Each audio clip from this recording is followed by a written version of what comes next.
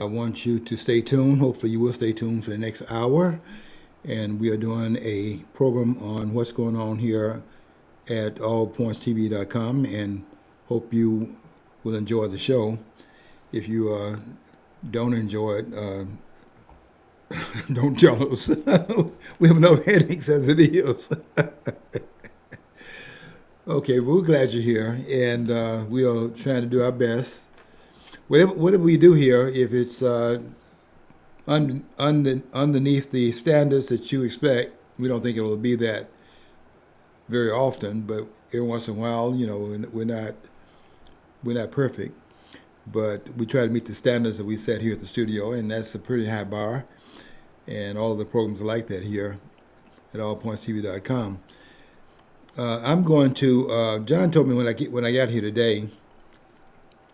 It's always something new here at the studio, and John told me that there's a song out that he asked me when I came in if I had heard it, and I know if it's something that's on the air, music or anything like that. I have not heard it because when I'm doing anything in the media, I'm usually looking at boxing or some type of thing to do with history. And I don't do a lot of entertainment kind of things outside of that because I have so limited time. But I'm interested in seeing it, and John's going to do something. I'm not sure exactly how it's going to play out, and I'm going to comment upon it hopefully after it was over. So, John, what do you have there? I'll have it's the song from Oliver Anthony's song, Men North of Richmond. And it's a real, basically it's a kind of a song of protest. I get for lack of a better term. And guy's got a great musical talent. He's also got great lyrical content. It's carried out really well, I think, and we'll let you give your impression of it. I'll also leave your microphone on. If you want to stop, we can. If you want to stop and interject, we could probably do that. Or if you could just want to listen to it all the way through. Yeah, I want to listen to it all the way through. So we'll do, but I'll leave it in case you want to say something. I'll leave okay, sure. Okay, so ready? Okay, ready. Okay. Ready, set, go. I've been selling my soul, working all day, overtime hours for bullshit pay, so I can sit out here and waste my life away, drag back home and drown my troubles away. It's a damn shame what the world's gotten to for people like me, people like you. Wish I could just wake up and it not be true, but it is. Oh, it is living in the new world with an whole soul. These rich men north of Richmond, Lord knows they all just wanna have total control. Wanna know what you think, wanna know what you do, and they don't think you know, but I know that you do. 'Cause your dollar ain't shit, and it's taxed to no end, 'cause the rich men north of Richmond.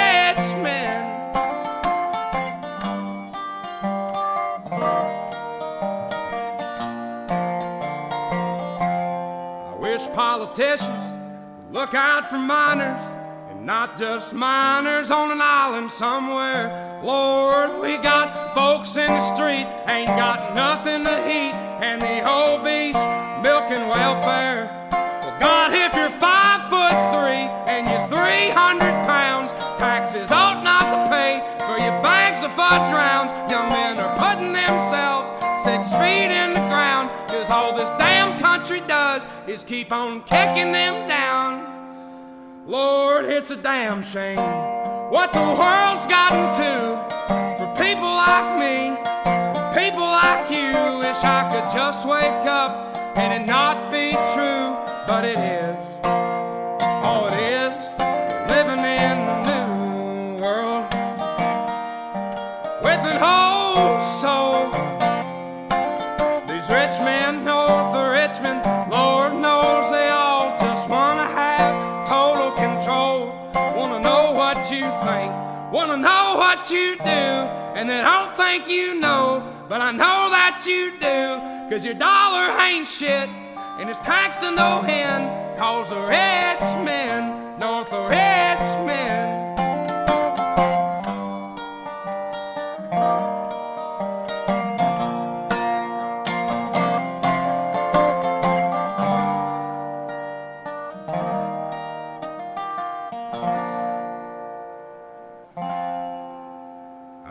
I'm selling my soul, working all day, overtime hours for bullshit pay.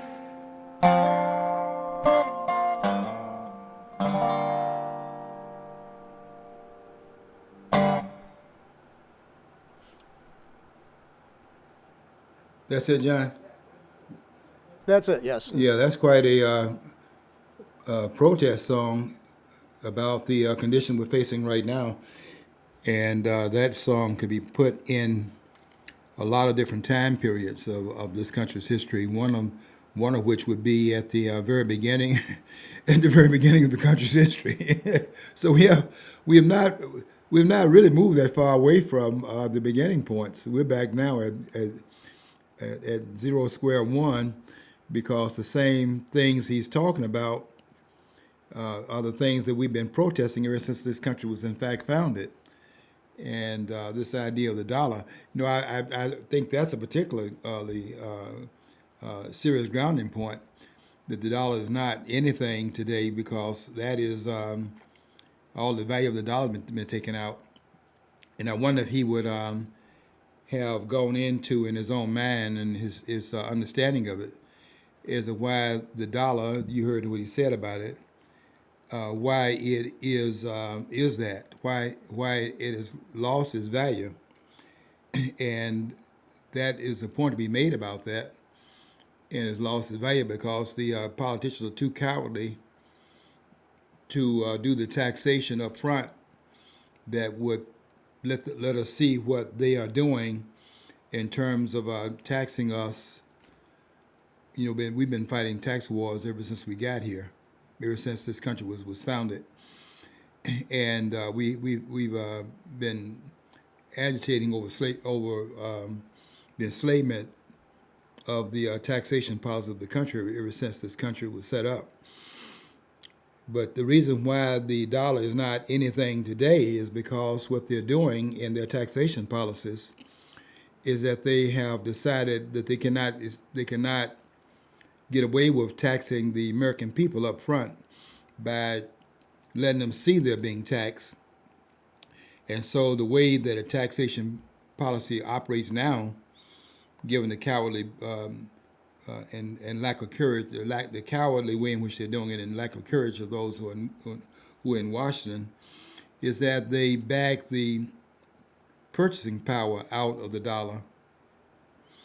It is inflation, but they back the purchasing power out of the dollar, and you make the dollar less valuable by simply not taxing by confiscation of the money out of people's pocket, but you print more paper as a currency, and you weaken the dollars already out there, and so therefore each dollar that's in circulation is worth more, is worth less, and they buy less, and the currency is being depreciated, and that's why he's saying that is not, you heard his words, but he's saying it's not there's nothing to it. But I'm trying to explain why that is true, and it is becoming more and more worthless every day because they keep on throwing these dollars out here and debasing the currency. They can the government, the only organization that can counterfeit the currency and do it legally is the government. Therefore, all of the inflation that you're seeing right now, where you go into the store and you're walking out with less and less produce that you're buying for more and more money, more and more currency, is because of the fact that government figures have made a decision that they are going to take the cowardly approach to taxation. See, we have a history of fighting tax wars in this country, as was not only the war in 1776, but look at the tax rebellions that they had, 3 of which I think they probably had prior to the war of 1812.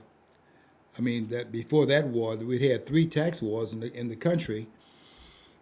Prior to that, the war, you talk about the Whiskey Rebellion was one of them in 1793, and that war that war is taking place during the administration, the first administration, right at the ending of the first administration of the country's greatest president, and that was when George Washington rode into Pennsylvania. He and Alexander Hamilton, and they rode into Pennsylvania because what they were doing there was rather than shipping corn over those rough roads, that rough terrain, what they were doing was making corn squeezins and turning it into alcohol and selling it that way, but they were not paying their taxes on it. And the resistance to paying taxes caused a friction, because now we have the government that needs the taxation, wherein before what they were doing was fighting over the taxation needed by Britain, but every government will in fact find a way to in fact show up its revenue, and they don't produce anything, therefore they got to do it through a taxation policy. But there are no taxation policies that the government is going to set up that's ever popular with the people, because they feel that is their money, and in order to tax and get away with it and then get elected in the following elections, you have to conceal how much taxes are taken out of people's paychecks. And they decided one way of doing it is to bag the purchasing power out. That's what inflation really is about.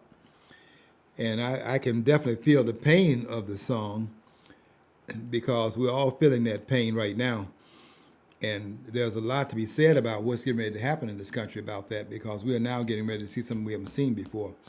We're getting ready to see that this country is not really a first world country.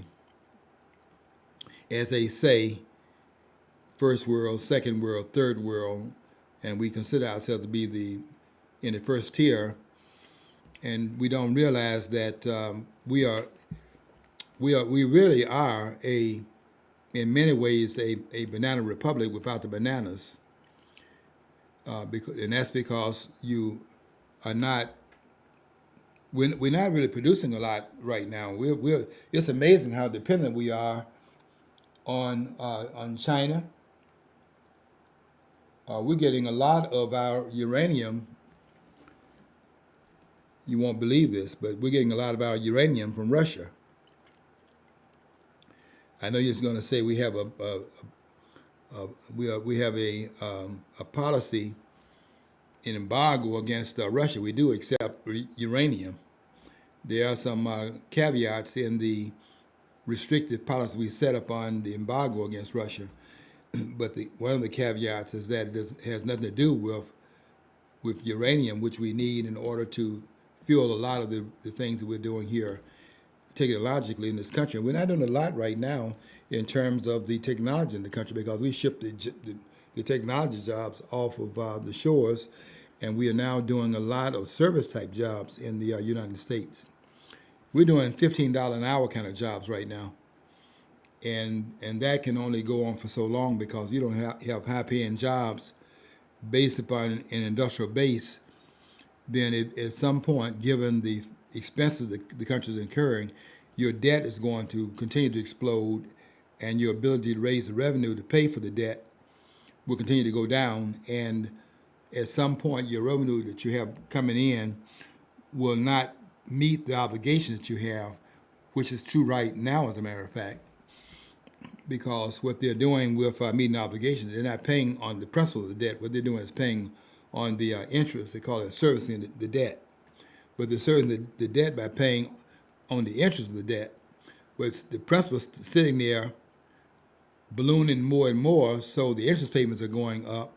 And at a certain point, even the interest of the debt is going to be so prohibitive they can't meet the obligation. And that's coming down the pike, and that's what they're trying to ward off by what they're doing with things like the digital currency.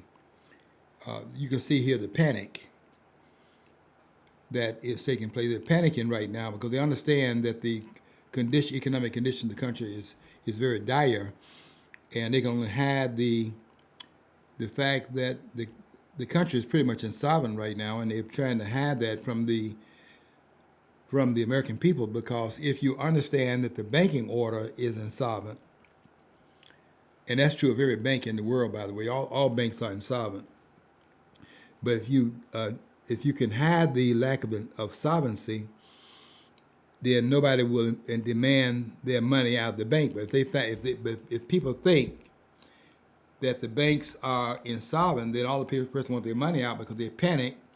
Because if they're the last person pulling the money out of the bank, there won't be anything left for them. So they try to get the money out at the beginning of the panic, and that's why banks close their doors or try to what do you call it?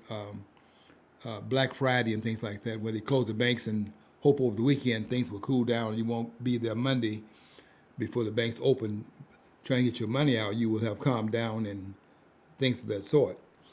But there's a real crisis going on right now. And this song, which I had not heard before, but John told me that this is a song that's playing very widely and people are now responding to it. I hope they understand the implication of what's being said here to them in that song. That person singing that is singing about the woe. It's a song about woe, and there's a lot of that in this country right now. There's so many people in this country that cannot meet their obligations. It's just very sad that people are losing their homes. A person on my street told me the other day that she's been laid off, as she described it. But a lot of these persons laid off are not going to be called back called back to do what? They're downsizing the workforce, and they're going to AI more and more. You can see that in grocery stores. You can go into grocery stores right now and see that those lanes. Some of them have 16 and 17 lanes that are possible to be open. Maybe two or three of them are open, and you're going into these self-checkout lanes where you're checking yourself out, and they have a single person over there waiting at the end of the checkout, and you now have all the ones at different, what do they call those, kiosks, and you are ringing up your own grocery, and at the end of it, you put your money in the machine, pay it, and that kind of thing. But all those other lanes that were initially to pay people at those counters, maybe two or three of them open. And you can go to one store, I won't call the name of it out. I'm not trying to hurt anybody's business. It's already hard enough. But you can go in this one store that has a chain throughout the country, and you'll go in there and you won't find any one at the end of those counters. Everybody is checking themselves out and just remodel it so that it's more convenient in terms of being able to go down, more rapidly and get out of there. But I was in that store a couple of days ago, and every one of the lanes was, in fact, there was nobody there. And you can forget a bagger.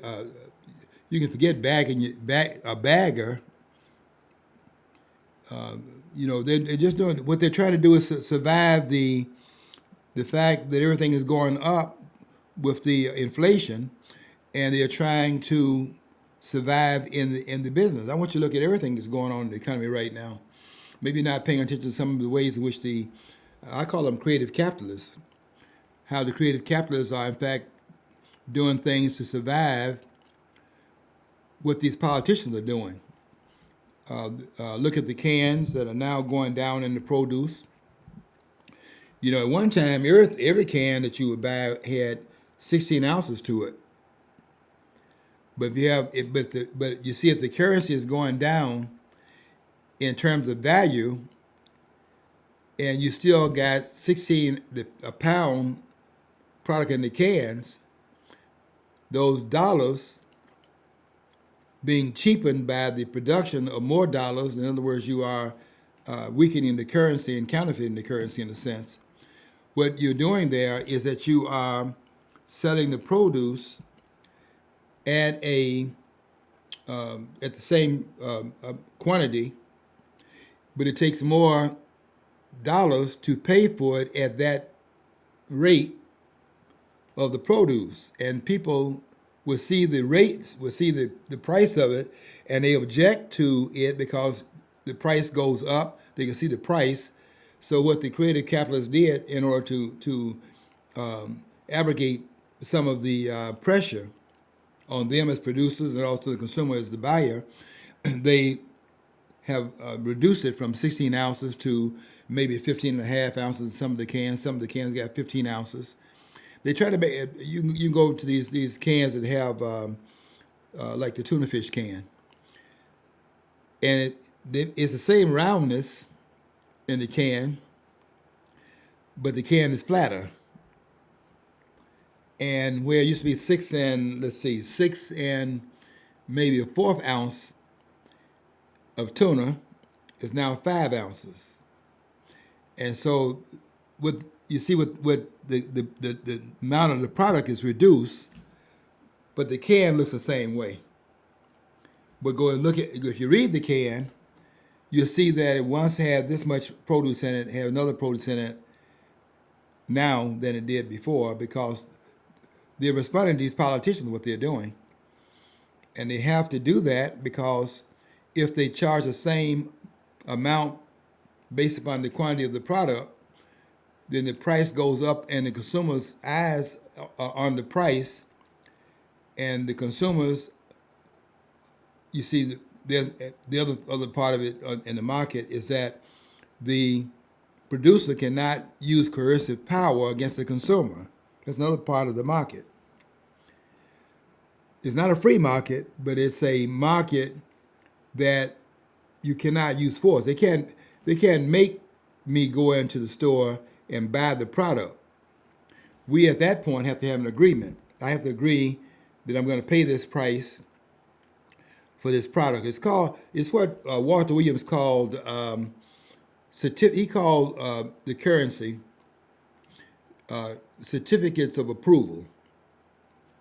That is, say that the consumer is satisfied with the product at that price.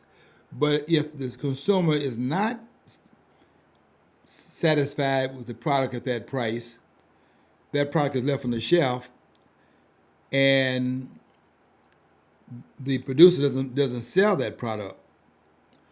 Or you'll see them doing this also. You'll see them going to alternative products. Now, I don't believe that this one store that has its name on a lot of the products in that store, I don't believe that store is capable of producing all those products. You know, you have this name brand on this product and name brand on this product. I don't believe those stores are in the business of producing products. I think what's happening there is that the person selling the product at a certain price, at the end of producing his products under that label of that company, then at the end of it, where there's maybe a less quality of the product, then that product is put into the product put out by the stores got the name on the product. I think that's what happens there. You know, it's a lesser product, but they put a generic name on it. It may be what's that name on the one store where they have this name of I'm not trying to call us in the stores out, but there's a name they have on some of the alternative products. They'll say it'll be the company name, the store name on it, or it'll be some alternative name. On the potato chip bag, it may be something in Aldous, for example, but it won't be Lay's. But I bet you Lay's is involved in it at the end of the production line. That's what I'm saying. Because what they're doing, all of them have to respond to it, because you can't force the government to stop printing the money. In fact, I have to make this point. The government can't print money. Money cannot be printed. So what is the government printing when they print more dollars? What they're doing is printing debt. You cannot print money. You can only print debt. D-E-B-T, debt. And that's why the debt keeps going up. When they say, see, here's another little thing that where they trick the American people, because these people are really, you cannot believe the people that are governing this country right now. You cannot believe how bad these people are. When they print these dollars and they take the value of the dollars, what they say to the people in the stores, they must accept those dollars for all debts, public and private. Now they don't tell you that behind saying that, and that's written on those dollar bills, by the way. This is to be used for all debts, public and private. They don't tell you that behind what looks like very benign language, that there is in fact a gun behind it. There's force behind it.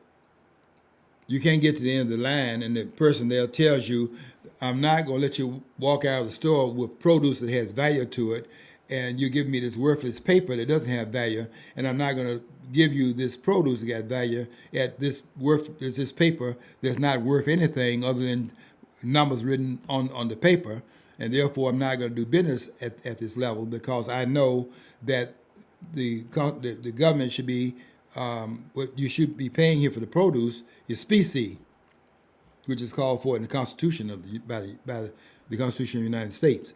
What they've done here is substitute paper for the specie, and you get a worthless transaction there. But when they say this is for all debts, public and private, they really are saying that the proprietor of the store is mandated by the government to take that worthless paper and give you a product that has value to it. There's force in back of the transaction, but not on the producer's part, but on the part of the government.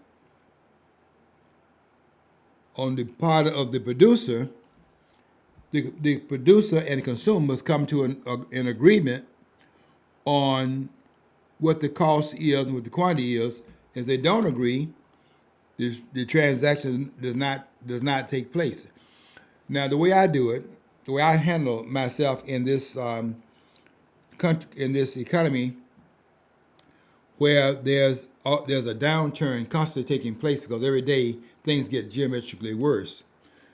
Don't believe them when they say that the inflation is transitory, which is what Janet Yellen said. These people have no integrity.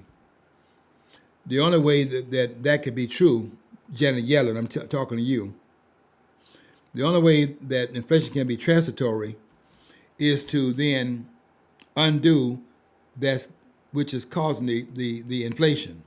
And what's causing the inflation is the additional dollars that's been printed out there that reduce the value of the dollars. If you don't retract those additional dollars out of there, the inflation is ongoing, and you may see some of the prices go down. For example, right now, the prices of let me explain this to you.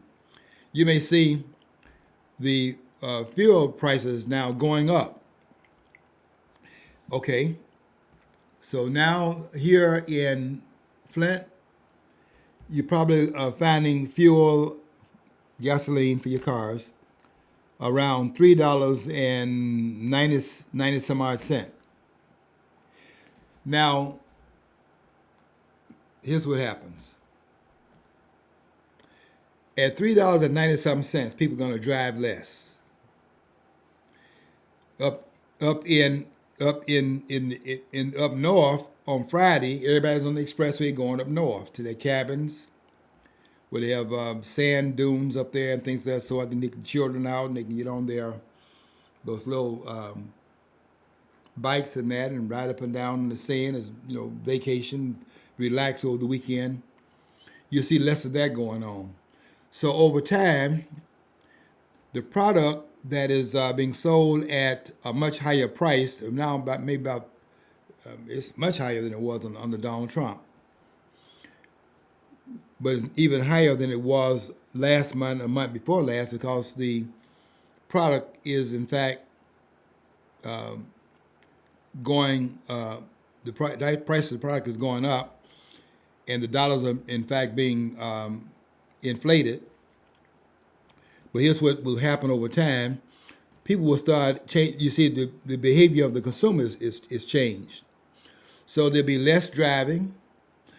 I plan my driving when I go somewhere. I have a lot of things in mind to do before I come back home, and I'm doing a circuitous route around the city, so that I'm doing maybe mailing my letters, going to the stores, different stores, going to my credit union, a number of things to do less driving. So I'm not going back home and going back here and going back and going to another place and things.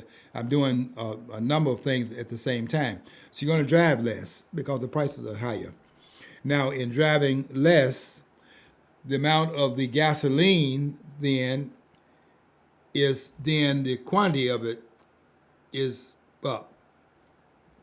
Therefore, what will happen is the price of the gasoline will go down because the quantity is up because what? People are driving less. It will see. You may think that by going down, the inflation, let's say, Bidenomics. They're gonna call it Bidenomics, as if politicians can determine the price of goods going down because of something they're doing. They're so silly. These politicians are so silly. They think they can, in fact, cause inflation and pass a law against it. These people. You're not dealing with. Look, you're not dealing with people that are all there. You may think, well, we can all see Biden's dimension. I mean, this man is clearly has a dimension. They can write about, they can act like it's not there, but not writing about it. But all of America can see that this man has a handicap condition that borders upon dementia. But it's not just that's very visible. These politicians are demented. And they're thinking, for example, that they can pass a law against inflation. Can you pass a law against gravity? Couldn't even look how I know I kind of like Nixon, but Nixon when his time tried to price controls, and that was a disaster too, wasn't it? These are the kind of things that they think they can pass. This is what government does. Government thinks it can pass law to resolve problems. Reagan said that one of the most dangerous things that can happen is when the government says we're from the government and we're here to help, and that's true. I think it's too. There's no political solution to these problems. The government has backed itself out of the market. Okay, I think you alluded to already, but I'm going to try to flesh it out more. Okay, good. I don't think that there's anything that the consumers or manufacturers or job creators could actually engage in that would increase the rate of inflation. It's got to be usually 90% of it's going to be propped up by policy on the federal government's behalf. Yeah, right? inflation is absolutely caused by government policy. The producers cannot create inflation, and here's why. The market. How much does what is the value of? Let's take something that you see. What is this fight they had 2 weeks ago, Crawford and Spence? What's the price of that ticket? Well, for me, the price was $0 because I'm not paying $85 for a fight.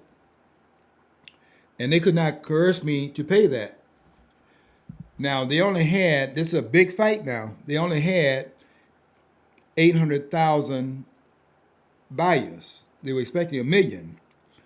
But 200,000 buyers, potential buyers that they were expecting didn't do that. Now, watch and see if the next fight that comes up, they're not charging $80-some for the fight. Because in the market is fluid, and by the fluidity of the market, with the consumers and the producers having to agree upon the price, there's constant negotiation going on. We don't know what the fight is worth.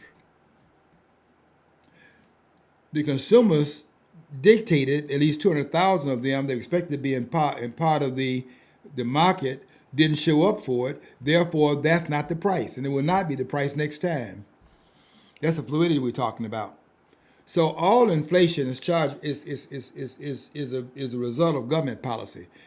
No inflation can be caused by the producers, because the market. You see, the other thing. This is what Ayn Rand is writing about in her book, titled adequately titled and appropriately titled, when she writes a book called "Capitalism: The Unknown Ideal." It is unknown, and they're doing things so that capitalism gets the blame for what the government is doing. That's why you don't see this, but it's a hidden hand of government. Now, in the past, they would have the hand inside of their vests and things like that as a signal that the hidden hand of government was operating. But people have caught on to that signal. It's a Masonic signal. They're not doing that anymore. But it's still a hidden hand. Or it's 1955. It's the Van Packert's book. Van Packert had a book out called "The Hidden Persuaders." Or you might call them today, you might say the deep state. And you're saying the same thing that Vance Packard was saying, because, or the Canadian writer Wilson Bryan Key, he had 3 volumes out. He wrote called the first one was out. It was called Subliminal. That's underneath the threshold of public consciousness, where they're working on the subconscious. So he called it subliminal seduction, where they are seducing you without your permission and even without your knowledge of it, but you're being manipulated. All the commercials use that. They are manipulating you to they're creating a desire so that they can convince you that you need this product or you want this product. And you're buying a lot of things you don't even know why you bought the product. You'll pass by McDonald's and all of a sudden this jingle comes up in your mind and it'll be, "You deserve a break today. Da da da da, get away." And they have that song slowed down at a beat that is similar to the heartbeat. I mean, it's not. It's like when you're rocking a baby to sleep, you're not rocking them to a Rick James tune. You're rockabye. That's how you're doing it, and that beat is similar to the way the body beat, the heartbeat is, and it's very soothing and things like that. Let me give you another example of that. I had a person that wrote me the other day, text me. He was so impressed with Vivek Ramaswamy, who had done an interview with Tucker Carlson. And he was just so carried away with the interview and blah, blah, blah, and wrote me and said, "You need to see this interview." I'd already seen it. But the reason why the interview was that they were so impressed with it, I wasn't impressed with him, and I will not be impressed with him, nor the others that are running in the primaries in the Republican Party, because I see them for what they are. They are wolves in sheep's clothing. If they were really doing anything that would have a country first agenda behind it, they would not be running in the Republican primary, not given the circumstances. They would be backing Donald Trump because of what's happening right now to the country. All these attacks upon Donald Trump because he's an outsider carrying the weight for the entire country. And they're attacking him because they understand that he is the one being pushed by the people to go in there and confront them on what they're doing to this country. He's a perfect example of what would happen if we actually did get a third-party candidate in. office. Yeah, He's and- exactly his own party turned That's right, against him. John. The Democrats were vehemently against him. His own party, his own vice president now, his past vice, is turned his. I mean, Mike Pence when he What do you was see it? Tucker Carlson got him basically Tucker Carlson really just basically. So, like torpedoed Mike Pence's, possibilities of Right. getting elected because he said he got him and said, "Oh, really, it's not my concern." He doesn't want to be concerned about the United States. Listen to that, John. What Yeah. Mike Pence said. Yeah, that's exactly what he said. I said, I just listened. That was the implosion of Mike Pence's career. They're not concerned about this country. They're concerned about the borders. They're not concerned with the borders of the United States. They're concerned more about Ukraine. For Ukraine's some borders. reason, they're making this big deal about Ukraine. I mean, and it's like, it's just absurd. This It's country is being taken down by the politicians. And we are feeling the weight of it.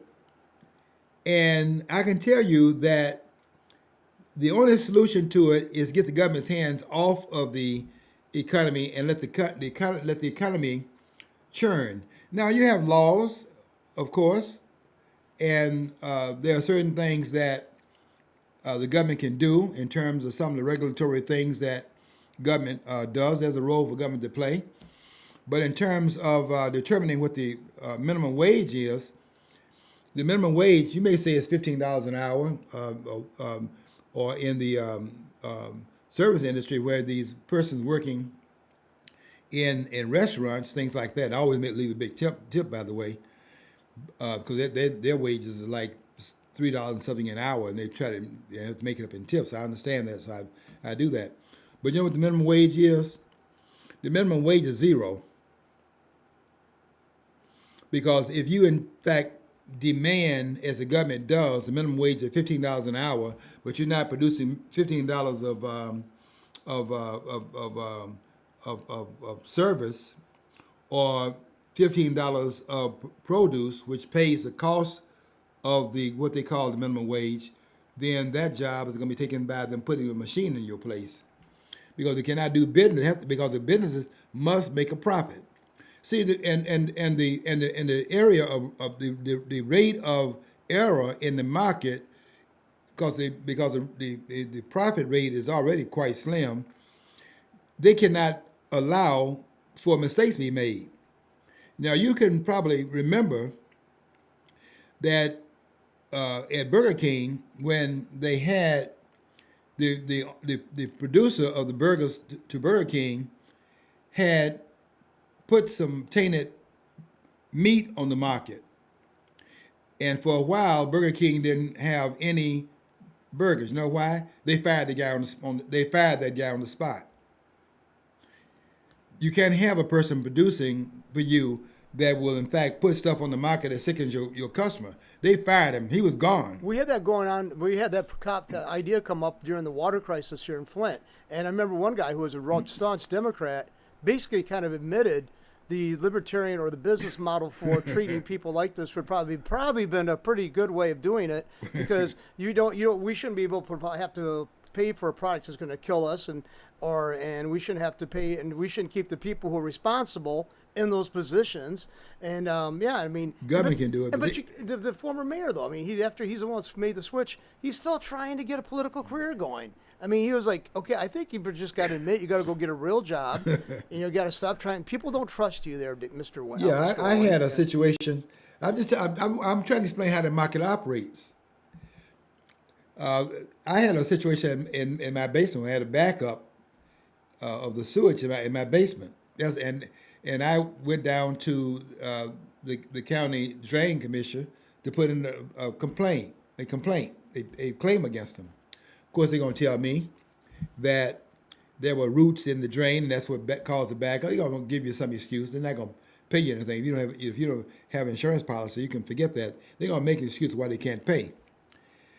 But if I had coercive power, where I could say then that my drain was not working at a certain point at the back of my basement, therefore the cost is, in addition to what my policy paid for, I'm going to charge it on to you. Therefore, I'm not paying that bill until this problem is satisfied. They just cut your water off, and because you're not going to force the government to do anything. It's not the same as in the market where you can coerce the the producers, and you coerce them by either not producing as much or lower the price so the consumer will buy more of the product. That's how you do it in the market. When they look, you see, when they put it in the market, they'll say for sale,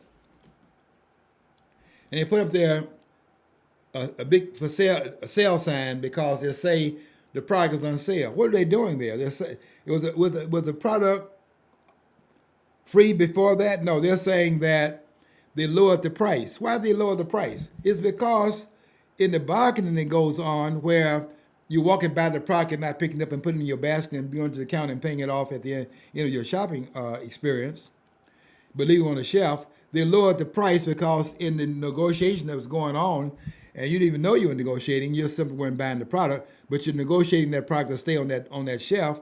They lower it so as to invite you then to do it at a different price, and they're gonna see if that price works. And you'll see them sometimes doing they'll do a lower price than the sale price.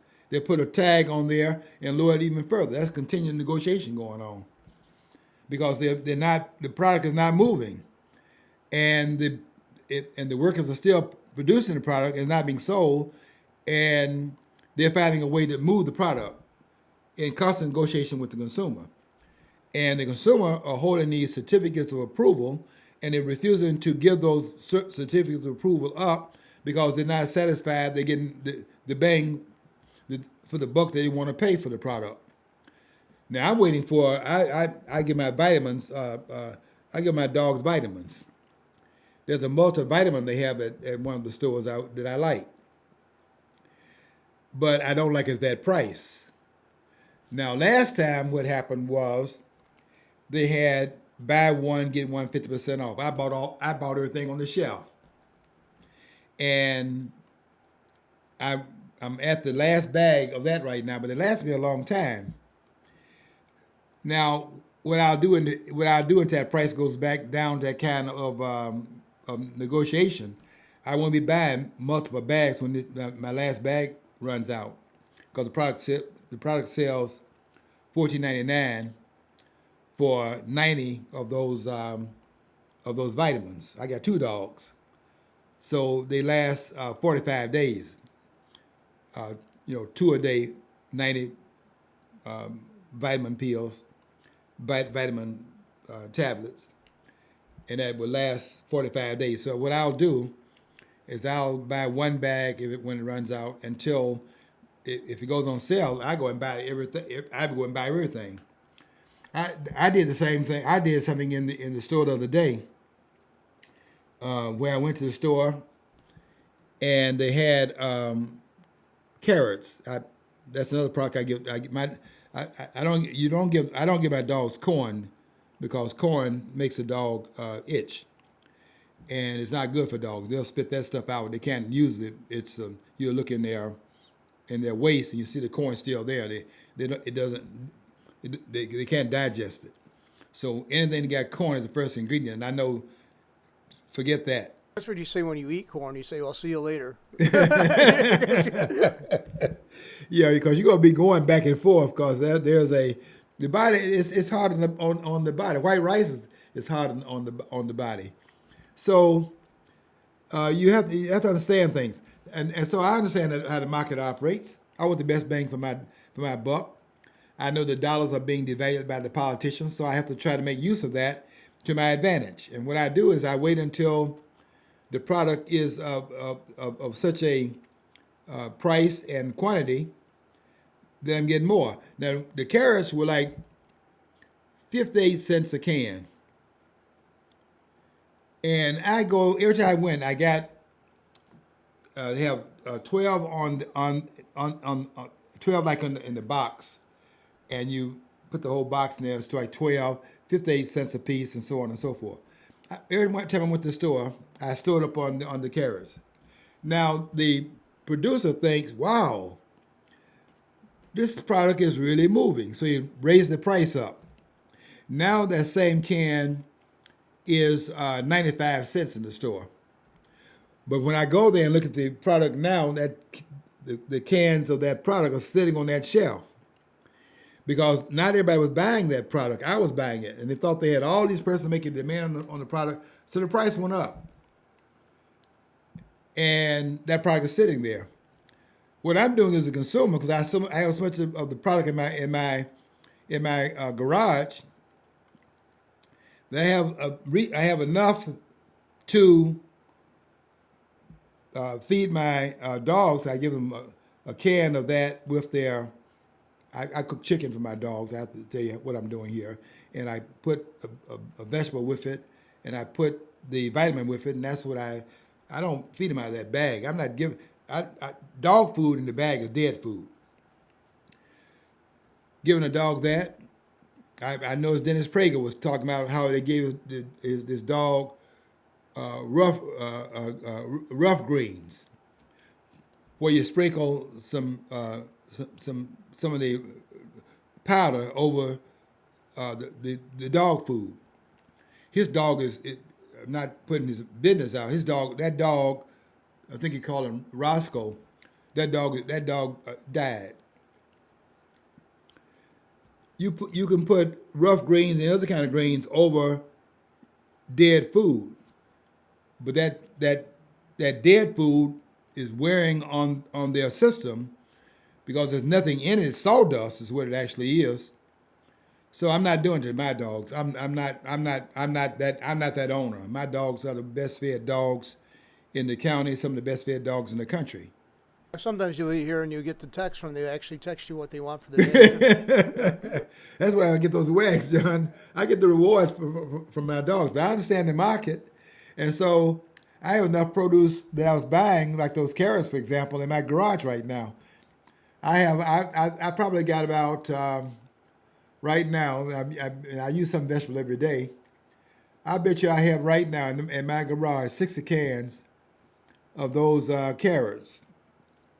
So I have enough until the producer realizes that product is not moving, and he'll come down to a level that meets my cost, because I was the one buying the product, and he meet my cost in order to get my business. Until he meets that cost, somewhere it got to be close to what I was paying. I'm not paying 95 cents because I paid 58 before they raised the price, and I can remember the price I paid. I'm not paying that, and we are negotiating.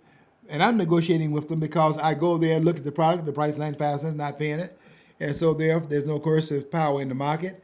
Therefore, the product sits there. At some point, he got to understand what's happening to the product. Once it was moving, it's not moving now. So he come down the price. I'm more satisfied now.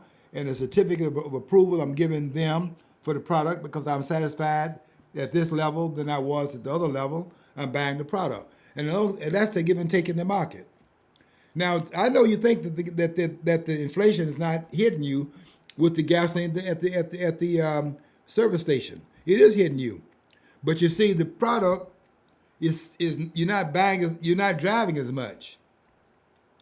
You are now planning your driving a lot more because you see, when you change the price, the consumers are not just simply sitting there like knots on the wall. They are responding to the politicians, and the behavior is being changed because of it. So that when the price goes up, the consumer changes their behavior, and the behavior is that in the driving is that they're driving less.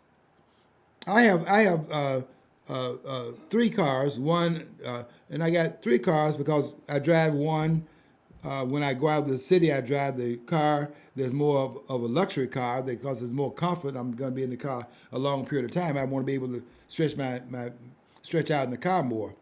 But I have a small car that I drive in the city because in the city, I can get there to the place, and the convenience is not much of an issue. I can drive the other car, give me better gas mileage. You make those kind of decisions.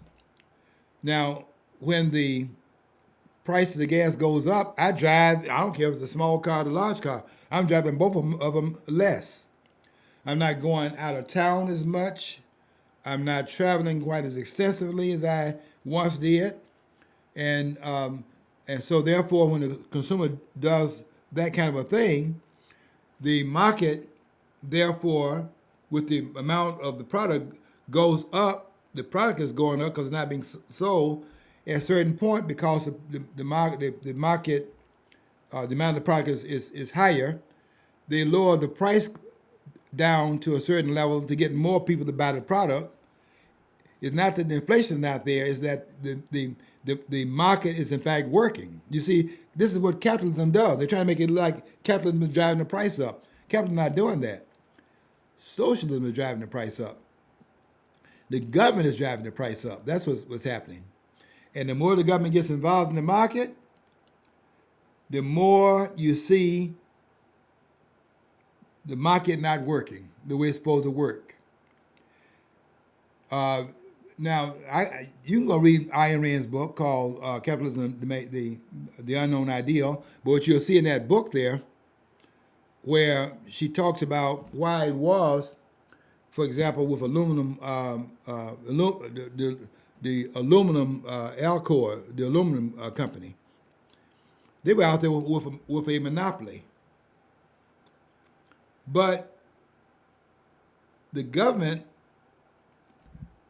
was trying to regulate the aluminum company, not because they were raising their prices, but because the price was so low that, and they were not raising the prices, because what they were doing was recognizing they had a monopoly and they wanted to keep the monopoly. And how did they keep the monopoly? By keeping the price low so the other guy could not come into the market at a lower price as a startup company, creating competition. They saw no competition out there. They wanted to regulate it to drive the price up. But the company had to do what? To keep the price low, create greater efficiency, so the cost doesn't go up and drive the consumers away, or create an opportunity for another company to come in and give them competition. The government comes in because the market was in fact working, demanded the price go up to create a certain amount of competition in the market, when no competition wasn't driving the price up, but they did that because of what? The government goes in to coerce because of what? They're paying those because the companies are paying the government monies on the side in order to intervene in that. But they're intervening in the market that's acting efficient in the way it's supposed to act. That's what Milton Friedman was trying to explain when they were saying that the market is driving people out of business. Well, if you're not efficient, you're going to be driven out of business. This idea of too big to fail, nobody's too big to fail. If you are not able to work efficiently under market conditions, then you go out of business. But Friedman was saying, well, when they go out of business, what do you think happens to the building that they were in? You think they tear the building down? No, somebody else comes in that building and then make use of it to do something at a more efficient level, and they get into the market to do something they can do given how the market is operating at that rate, and they can do it more efficiently, come in and do the business other person cannot do. There's no business too big to fail. And no business should come in and be propped up by the government because it fails under market condition. The market should determine that, not the government. And by the government determining it at some point in time, the government will get at a point where it cannot intervene because the money is using to intervene will at some point, with production not matching the amount of income coming in, the taxes will in fact abate because the production is going down. It will at some point not be able to tax at the rate in which it can have the license to intervene like that. At a certain point, the prices will be going up. The government cannot intervene, and they're raising the minimum wage up and so on and so forth, creating a cost of doing business at a higher rate. And they'll create a condition through which they cannot intervene because the taxation is not there. The revenue will be affected. The market is punishing the government for its intervention, is what's happening here. And they're trying to pass a law against inflation. That's what's happening, folks. They think they can pass a law to undo what they did and acting like they didn't cause the inflation by passing a law against it. Is that they're passing a law against the market. They're passing a law against their own behavior is what they're doing. And that's that proverbial throwing a stone and hiding his hand. The government is doing it and passing a law against its own behavior. When all they have to do is stop doing what it's doing, don't print no more dollars out there, and so on and so forth. I had a guy come by my house yesterday, and I was telling him about some of the market things that are going on, and his idea was that China is in fact loaning us money. China's not loaning us any money. So they say, well, China is holding our debt. They are. But how are they holding our debt? Listen carefully. They're holding our debt by holding our currency. Did you get that? Your currency is your debt.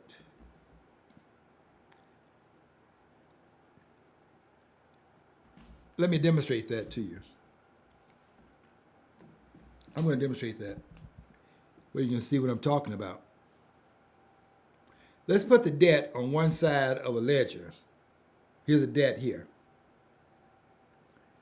Okay? Now they say they want to pay your debt off. This is what politicians will say. We're going to pay off the national debt. Okay, fine. Okay, that's what you said. Now I know you can't do it, but that's what you said. Okay, over here is a currency. Over here is a debt. So we're going to pay the debt off over here. So here's what you're going to see. The debt is being paid off. At the same time, the currency is going down. Now, let's say, first of all, the currency is going down because when the debt is going down, you can't have the debt going down without a reduction in the currency because the currency is a debt. So the debt's going down and the currency is going down because they're one and the same. They're Dr. Jekyll and Mr. Hyde. They are the flip sides of each other. Now, let's say you get the debt down all the way down to zero. It'll never happen, but I'm saying let's say theoretical, the debt will be reduced. You get rid of all your debt. The currency is gone, extinct, destroyed. But the debt is still here at this level. Now, why is that debt still there? That debt is still there because you borrowed the debt into existence, but the interest on the debt doesn't exist and is never borrowed into existence. You see, the politicians are telling you that they're going to pay off the national debt. That's nonsense. The national debt cannot be paid off. Now, let me tell you another part of that.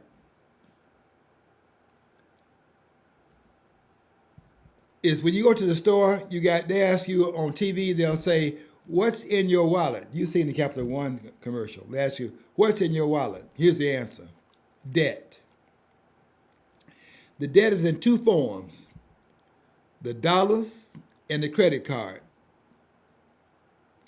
Now, when you go to the store and you're spending the dollars, you'll notice here that you don't get a bill later on that amount of that transaction. Why is that?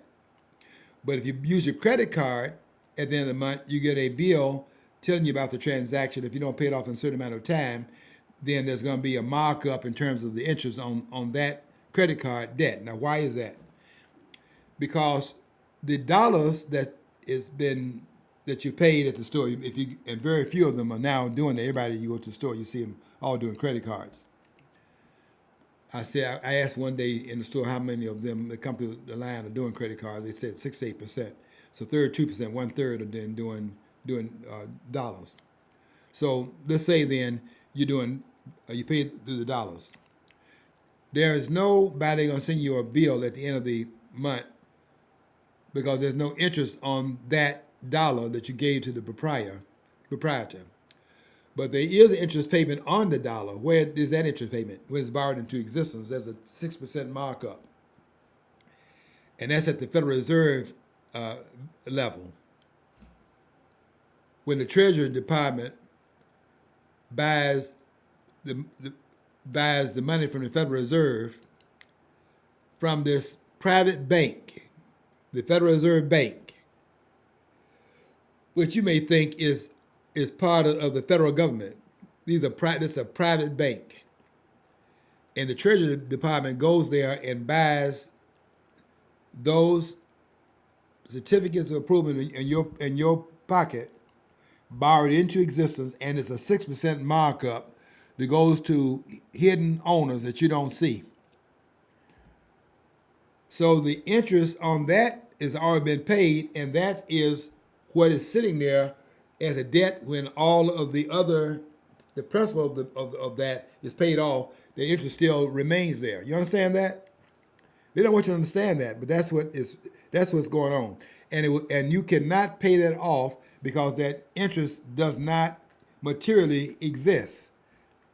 On the dollars, that interest payment was tacked on to the dollars that put in circulation at the point of it being borrowed into existence. Before it's borrowed into existence, it doesn't exist. When you go on that credit card, and I know we're running out of time here. When you go on that credit card, until you borrow that money into existence on that credit card, that doesn't exist. You borrowed into existence. But in doing so, there's a markup that is at the end of that if it's not paid off in 30 days. Now, here's how I use my credit cards. Then I end with this point here. I have 4 credit cards. I borrow on each one of them, and I have 30 days on each one to pay it off. I use their money. I use the banking system to my advantage. I use the credit cards to extend my income.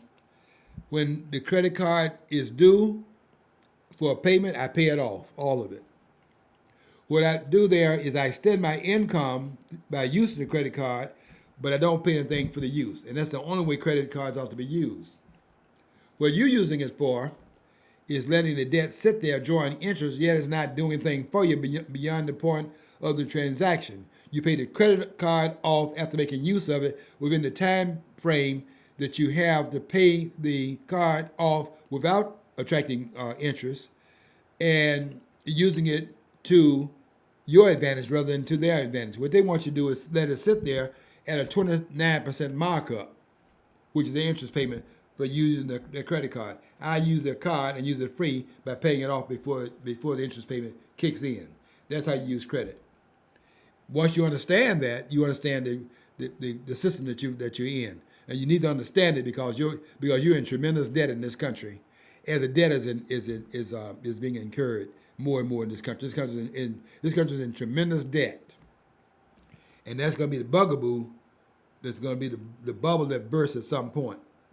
Okay, that's the discussion on that.